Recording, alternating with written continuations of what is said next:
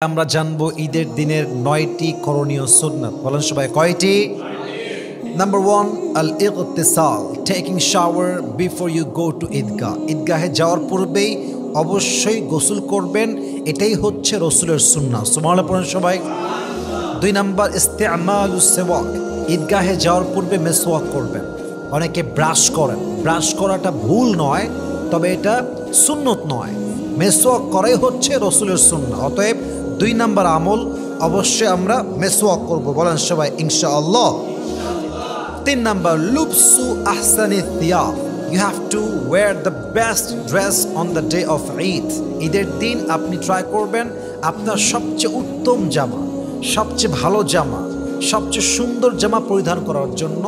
নতুন পড়তে হবে, ইটস নট কম্পালসারি, এটা বাধ্যতামূলক নয়, বরং যেই জামাগুলো আছে তার মাঝে সবচেয়ে সুন্দর জামা পরে ঈদগাহে যাবেন। রাজি আছেন তো ইনশাআল্লাহ? 4 নাম্বার, আত-তাতায়্যুব, using perfume before you go to Eidgah. ঈদগাহে যাওয়ার পূর্বে আতর লাগাবেন, খুশবু ইউজ করবেন, পারফিউম ইউজ করবেন, তবে এটা কিন্তু অ্যালকোহল মুক্ত হওয়া লাগবে। সুন্নতি আকারে আমরা আতর দিব, এটাকেই সুন্নতের কাতারে শামিল করে নেবে একজন। বলেন সবাই তিনি কে? 5 নাম্বার, আদমুল আকলি ক্বাবলা সলাহ, ঈদগাহে যাওয়ার পূর্বে কিছু না খাওয়া, খালি পেটে যাওয়া হচ্ছে সুন্নাহ। অনেকে দেখা যায় ঈদগাহে যাওয়ার পূর্বেই সকালের ব্রেকফাস্ট ডান, এটা সুন্নাহ নয়। সুন্নাহ পদ্ধতি হচ্ছে যাওয়ার সময় কিছু না খেয়ে যাওয়া, এটা হচ্ছে 5 নাম্বার। 6 নাম্বার, আত-তাবকিরু ইলাল মুসাল্লা, ঈদগাহে আগে আগে যাওয়া। অনেকে দেখবেন সবার পরে যায় এবং ঠাস করে বের হয়ে চলে আসে, ইটস নট সুন্নাহ, এটা সুন্নতের কাতারে শামিল হবে না। আপনি খেয়াল রাখবেন, আগেই উঠে ফজর নামাজ পড়বেন, আমল করবেন, গোসল করবেন, মেসওয়াক করবেন, এবং খেয়াল রাখবেন সবার আগে যাওয়ার জন্য একদম আগে আগে যাবেন। এটাই হচ্ছে ঈদের দিনের একটা বিশেষ সুন্নাহ। সুবহানাল্লাহ পড়েন সবাই। এবার আসুন আমরা 7 নম্বরে যাই।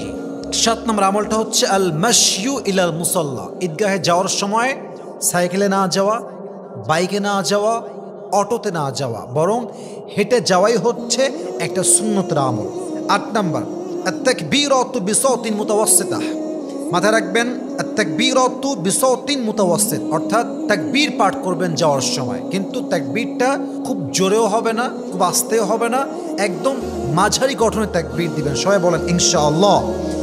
আমার তাকবীরটা একবার পাঠ করি, সকলেই পড়ি, আল্লাহু আকবার, আল্লাহু আকবার, লা ইলাহা ইল্লাল্লাহু ওয়াল্লাহু আকবার, আল্লাহু আকবার, ওয়ালিল্লাহিল হামদ। এই তাকবীরটা আমরা মাঝারি গঠনে পড়তে পড়তে যাব। বলেন সবাই ইনশাআল্লাহ। সর্বশেষ সুন্নাত হচ্ছে আল খুরুজ মিন তারিকিন ওয়া রুজু' মিন আখার, যাওয়ার সময় যাবেন এক রাস্তা দিয়ে, ব্যাক করার সময় আসবেন আরেক রাস্তা দিয়ে, ভিন্ন রাস্তা। এটাই রসুলের সুন্নাহ। রসুল করিম সাল্লাল্লাহু আলাইহি ওয়াসাল্লাম উনি যেতেন এক রাস্তা দিয়ে, ব্যাক করতেন ভিন্ন রাস্তা দিয়ে। অতএব এই 9টা আমল আমরা জানলাম।